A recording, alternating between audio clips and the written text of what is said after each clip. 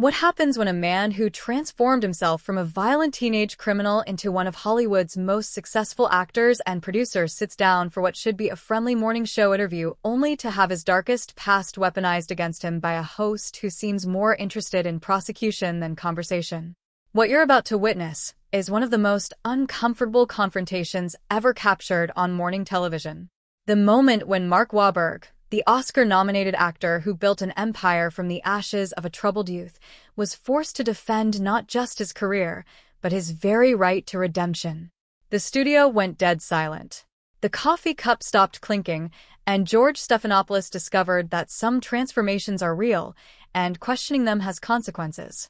Before we dive into this incredible story, make sure to subscribe and drop your thoughts in the comments because, trust me, you're going to want to talk about this one. The morning had started with the usual bustling energy at the Good Morning America studios in Times Square. Mark Wahlberg was coming on the show to promote his latest film, and the production team was looking forward to it.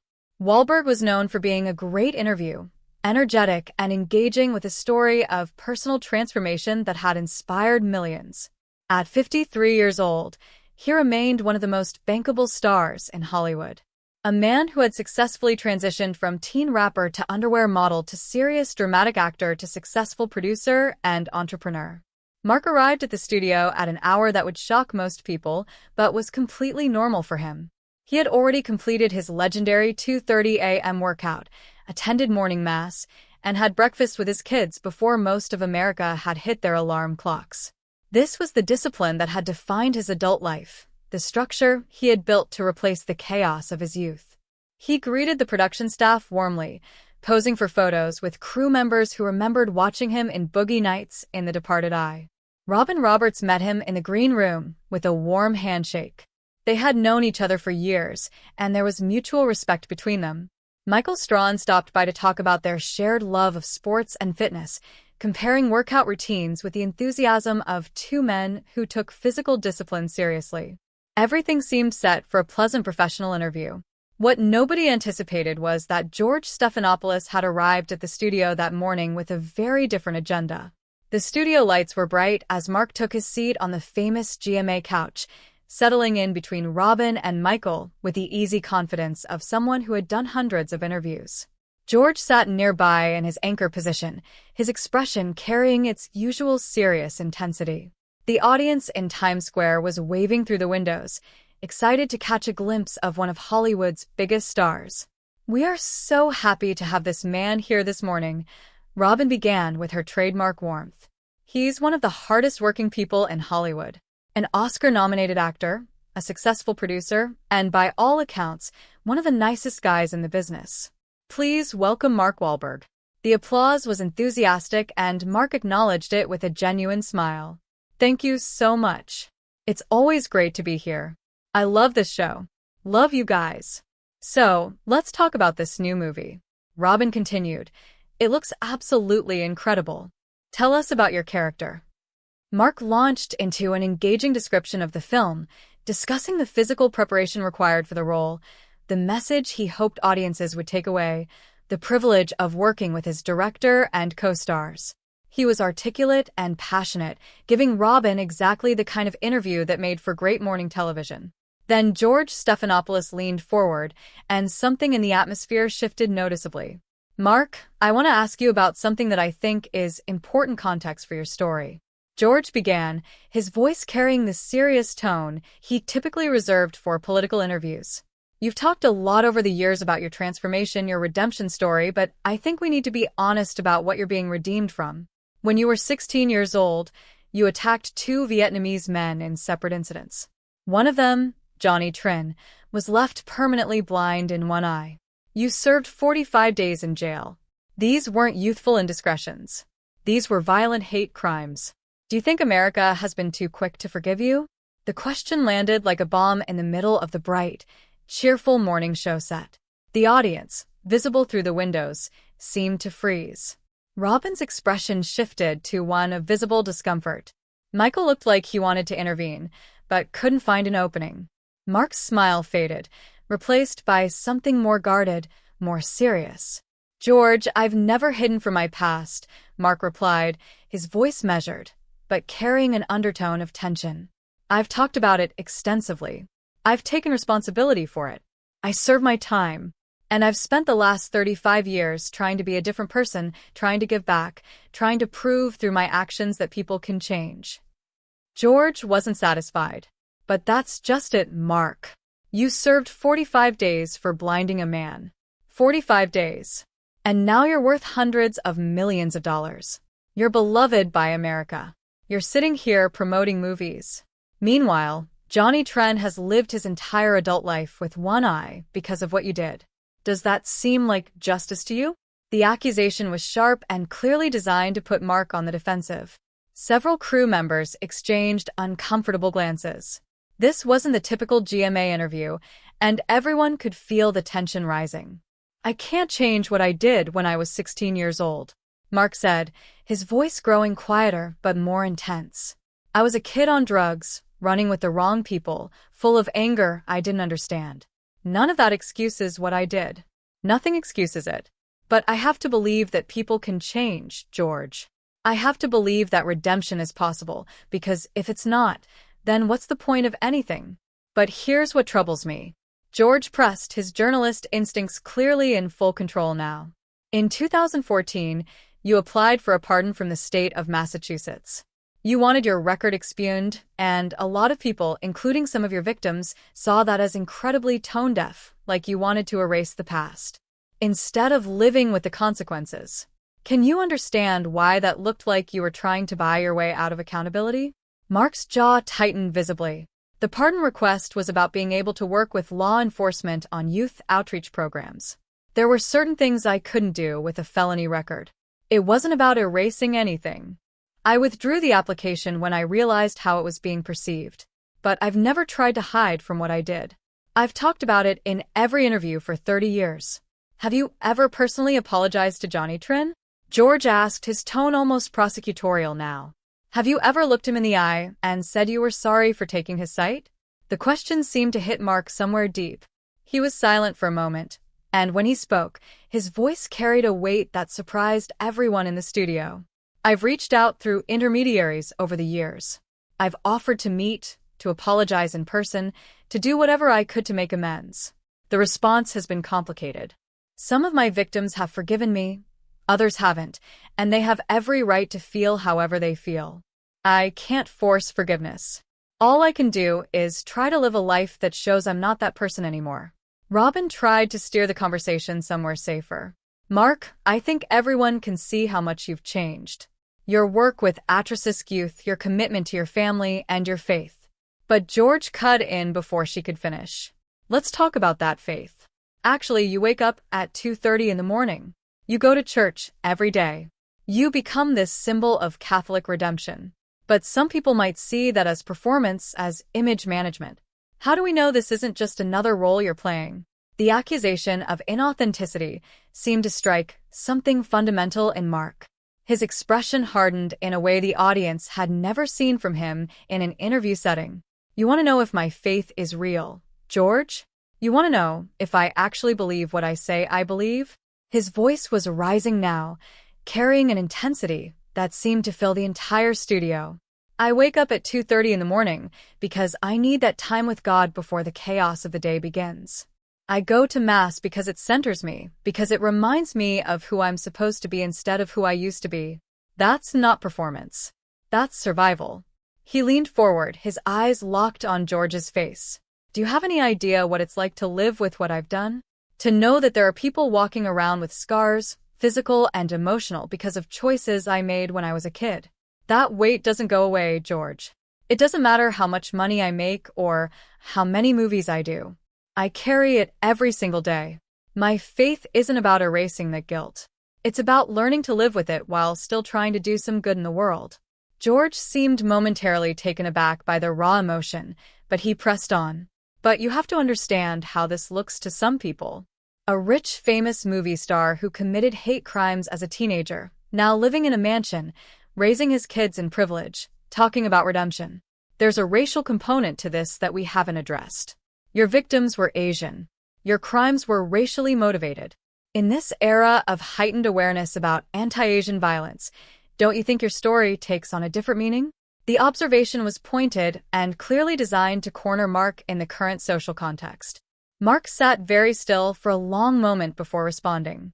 I am aware of that context every single day of my life. I've spoken to Asian American community groups. I've supported organizations that fight hate crimes. I've tried to use my platform to speak out against exactly the kind of violence I committed when I was young. But you're right, George. I can't escape what I did. I can't make it fit a neat narrative of redemption that makes everyone comfortable. All I can do is keep trying to be better and hope that my life since then counts for something. Michael Strawn finally found an opening to intervene. I think what a lot of us see when we look at Mark is someone who took the hardest possible road to transformation. Not everyone who grows up in those circumstances makes it out. Not everyone finds a way to change. But George wasn't interested in that perspective. With respect, Michael, that's the Hollywood version of the story. The reality is that Mark committed serious violent crimes and faced minimal consequences. He served 45 days in jail and went on to become a multimillionaire celebrity. If he had been black, if he had committed those same crimes, does anyone really believe his story would have turned out the same way? The question introduced race in a way that made the entire studio tense. Mark's response was immediate and sharp. Don't do that, George. Don't use my past to make a point about racial inequality in the justice system. That's a real issue, an important issue, and it deserves better than being used as a weapon in a morning show ambush. Yes, the criminal justice system is unfair. Yes, I probably got chances that other people wouldn't have gotten. But using that to dismiss any possibility of redemption for anyone helps nobody. He stood up, and the movement seemed to startle everyone on set. I've spent 35 years trying to prove that people can change. I've worked with kids in Boston who are making the same mistakes I made, trying to show them there's another way. I've used my resources to support programs that help young people avoid the path I took. I've tried to raise my own children with values I didn't have when I was their age. And I've done it all while being completely honest about who I used to be. His voice was rising with a passion that seemed to shake the morning show format to its foundations. You want to sit there and question whether my transformation is real? Fine, question it. You want to bring up my worst moments every time I try to do something positive? Fine, that's your right. But don't you dare suggest that redemption is impossible, that people are defined forever by their worst actions, that there's no path back from the darkness. Because if that's true, then what hope is there for anyone? George tried to respond. Mark, I'm not saying redemption is impossible. I'm asking whether you've truly earned it. Whether 45 days in jail and 35 years of success actually constitutes accountability for hate crimes. Accountability? Mark's laugh was bitter. You think I haven't been held accountable? Every interview I do, someone brings up what I did when I was 16. Every profile written about mentions it. My children have had to read about their father's crimes online. My wife married me knowing exactly who I used to be. I live with accountability every single day of my life. George, what I don't live with is people like you deciding that it's never enough, that no amount of change or growth or contribution can ever balance the scales. He turned to address the camera directly, and his voice shifted to something more measured, but deeply heartfelt. To anyone watching this who has made terrible mistakes, who has hurt people, who has done things they're ashamed of, I want you to know that change is possible. It's not easy. It takes years of work. It takes faith and discipline, and a willingness to face your past honestly. But it's possible. Don't let anyone tell you that you're defined forever by your worst moment. Don't let anyone tell you that redemption is just a story Hollywood tells. He looked back at George. I came here today to talk about a movie I'm proud of, made with people I respect, telling a story I think matters. Instead, I've been put on trial for crimes I committed when I was a child. Judged by someone who has never walked a mile in my shoes, questioned about the sincerity of my faith, by someone who apparently thinks spiritual transformation is just another form of image management. He straightened his jacket with deliberate calm. You know what the difference is between you and me, George. I know who I am. I know where I came from. I know what I've done, both the terrible things and the good things. I've spent 35 years building a life that I'm not ashamed of anymore. What have you built, George? What have you overcome? What demons have you faced and conquered? The questions hung in the air unanswered. I grew up in Dorchester with nothing. I was addicted to cocaine by the time I was 13. I was in and out of jail. I committed acts of violence that I'll regret until the day I die. And from the absolute bottom, I built a career, a family, a life of purpose. Not because I'm special, but because I refused to accept that my past was my destiny. He turned to Robin, and his voice softened. Robin, I'm sorry this went the way it did. You've always been good to me, and I appreciate that. He nodded to Michael. Michael, good to see you, brother. Keep grinding. Then he looked at George one final time. I hope you never have to experience the kind of fall I experienced, George. I hope you never have to claw your way back from the absolute bottom, while the whole world watches and judges. But if you do, I hope you find more grace than you've shown me today. Because that's what redemption actually requires. Not just from the person seeking it, but from the people who have to decide whether to grant it. He started walking toward the exit. The movie opens next month. It's about a man who gets a second chance at life and has to decide what kind of person he's going to be. I think it's the best work I've ever done. I hope people will see it and judge it on its own merits. And I hope somewhere in that story, someone who's struggling, someone who thinks their past has disqualified them from a meaningful future, will find a reason to keep fighting. He paused at the edge of the set. That's my legacy, George. Not what I did when I was 16. What I've done every day since then to try to be worthy of the second chance I was given. If that's not enough for you, that's your problem, not mine. And with that, Mark Wahlberg walked off the set of Good Morning America, leaving behind a stunned silence that seemed to swallow the entire studio. Robin looked close to tears. Michael was shaking his head slowly, and George Stephanopoulos sat in his anchor chair, looking like a man who was beginning to realize that he had perhaps crossed a line that shouldn't have been crossed. The show cut to commercial, but everyone knew that what had just happened couldn't be smoothed over with an advertisement break. A man who had spent 35 years proving that change was possible had been forced to defend that change against someone who seemed to believe that the past should be a permanent prison. And in defending himself, he had given a masterclass in what real accountability actually looks like. The aftermath of that interview would dominate entertainment and news media for weeks. Clips of Mark's powerful defense of redemption would be shared millions of times. Think pieces would be written about criminal justice, about second chances, about whether society truly believes in rehabilitation or just pays lip service to it. Some would praise George for asking the tough questions. Many more would note that there was a difference between journalism and cruelty, between accountability and persecution. But perhaps the most significant outcome was the conversation it sparked about redemption itself. Mark Wahlberg had done terrible things as a young man that was undeniable, and he had never tried to deny it. But he had also spent decades trying to be different, trying to give back, trying to prove that the human capacity for change was real and meaningful. And when forced to defend that transformation on live television, he had shown exactly the kind of character that his critics claimed didn't exist. He had been honest about his failures. He had been accountable for his actions. He had been vulnerable about his struggles. And he had refused to accept that his worst moments were the only moments that defined who he was. For those watching who had ever made mistakes they were ashamed of, who had ever wondered if they could truly change, Mark Wahlberg's response was a powerful reminder that redemption isn't something that's granted once and then preserved forever. It's something you have to earn every single day through your choices and your actions. And sometimes you have to defend it against people who refuse to believe it's possible. What do you think about this incredible confrontation?